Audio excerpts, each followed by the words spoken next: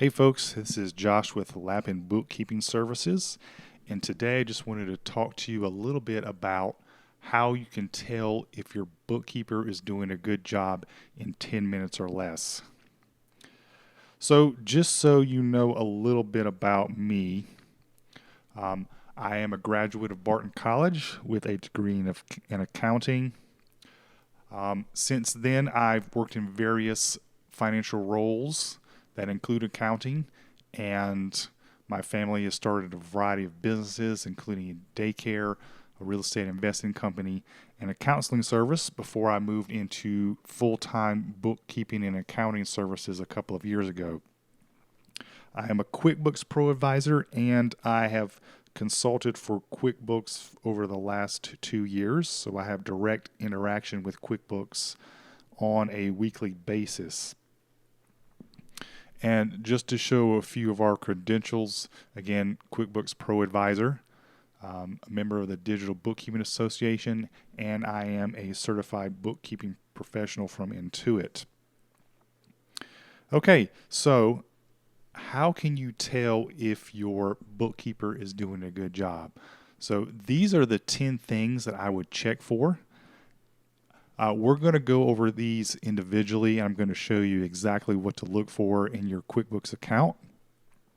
So what we're going to do is we're going to transition over to a QuickBooks account so we can see the examples that we're going to look at here.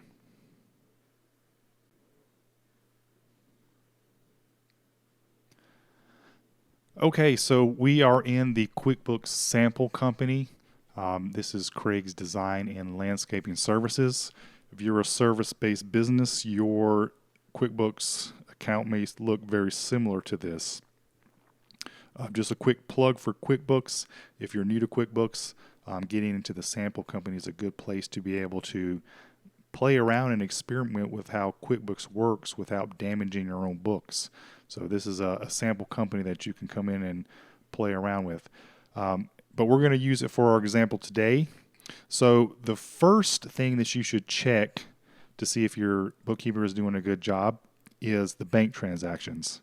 So if we go here and we click on the transactions, it's going to show all of our connected accounts.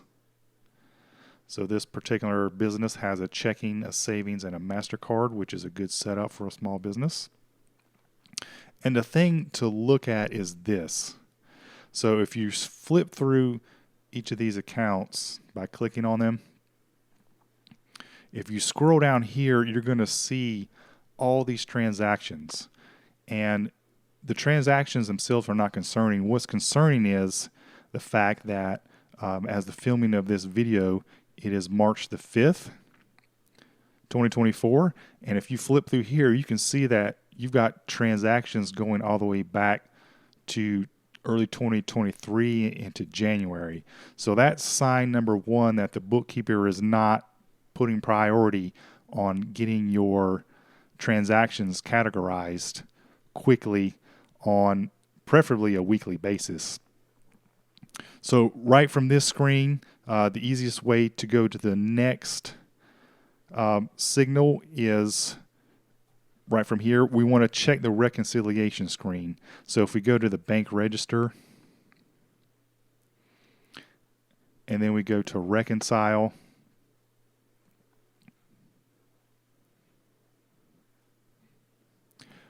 what we're looking for is this. There's two or three different things you can check. Number one is this. We want to see something in this area that says the last date that this account was reconciled. So if we go to the history, you can also check as well.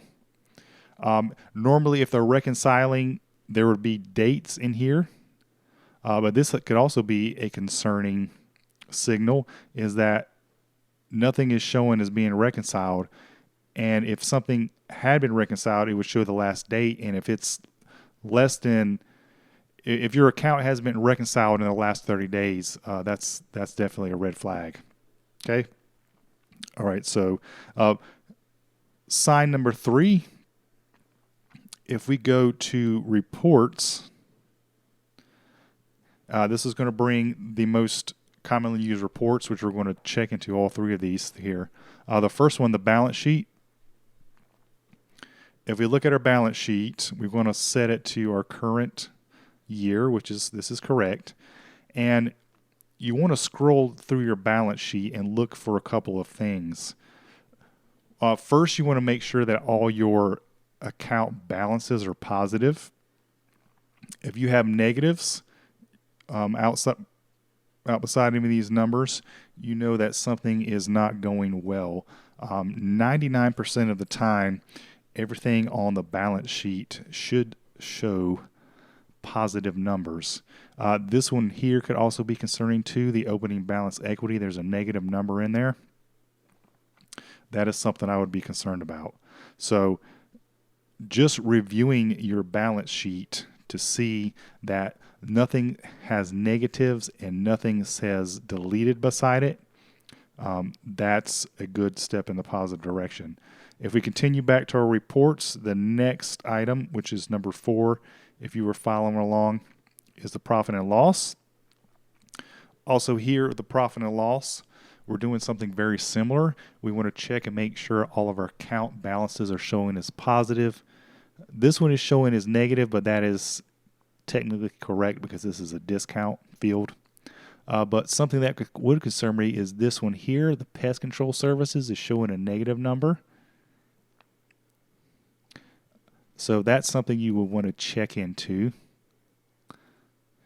This is also a red flag, a miscellaneous expense, and it's a very high expense. So everything according to professional accounting standards and tax rules requires items to be classified in a clearly identifiable account like these are here. You can clearly tell what the expenditure was. Things under miscellaneous are going to bring up red flags and could also lead to an audit situation. So you want to avoid those. So those are just a really quick tips on your financial statements, things you want to look for. We could go much deeper into that, but that'll have to be for another day. All right. Another item you can check for is if you go to your plus new button here and you go to your bank deposits, you're going to want to make sure that this section is current. So this is actually a little bit behind. These deposits are almost a month old, so they need to be cleared out and reconciled. So that's another red flag. If you do a lot of bank deposits, physical deposits in the bank, this section needs to be cleared out probably on a weekly basis, but definitely at least on a monthly basis. So I would definitely want to know what was going on with that. Item number 7, if you're following along, is the rules. So if we go to transactions and we go to rules,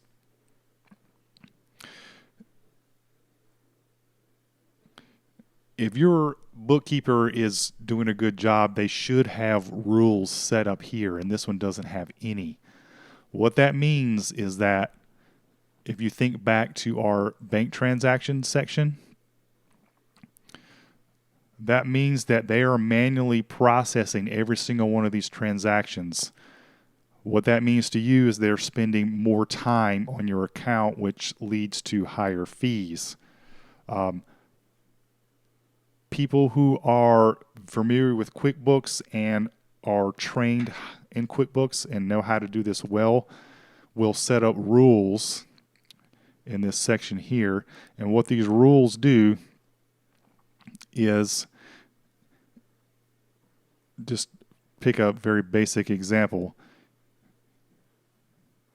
Anytime it sees a specific expense for a specific vendor, it's going to create a rule, and that rule is going to automatically process itself, which means as long as the expenses are within the parameters you set, it's going to go ahead and categorize it for you, which, long story short, is going to save you time, which saves money.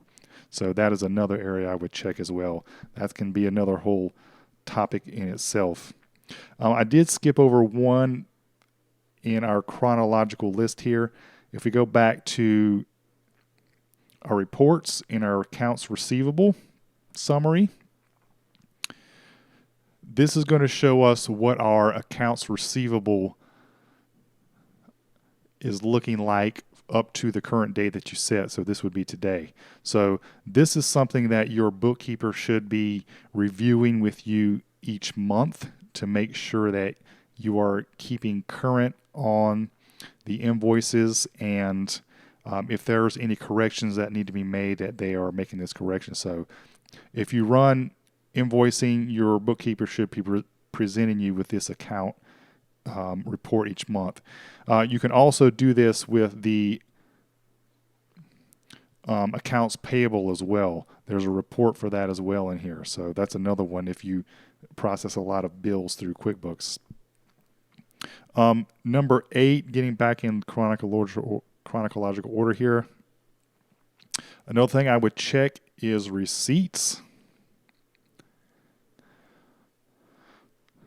So either the business owner or the bookkeeper needs to be responsible for processing the receipts.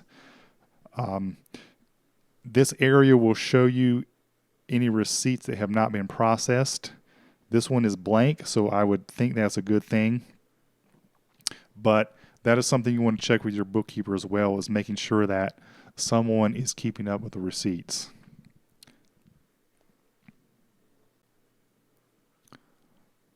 All right, we're back to the slideshow here. Number 9 is your speed of communication. How fast is your bookkeeper getting back to you? Are they responding to your calls, your texts, and your emails in at least 24 hours time frame? And then number 10, are you having regular financial meetings with your bookkeeper? Preferably, it should happen at least once a month.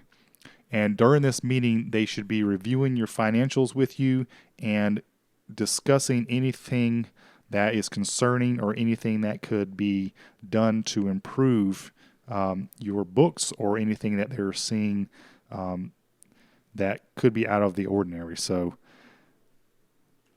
there are your 10 things to check to see if your bookkeeper is doing a good job. If you have additional questions or concerns, or perhaps you discover that your bookkeeper may not be providing you the highest quality of service available, feel free to reach out to us. We're happy to give you a free 30-minute consultation and analysis of your account and what it would look like to have really good, high-quality bookkeeping and accounting services provided to you. So again, this is Josh with Lappin Bookkeeping Services. Thank you so much for your time. Look forward to hearing from you soon.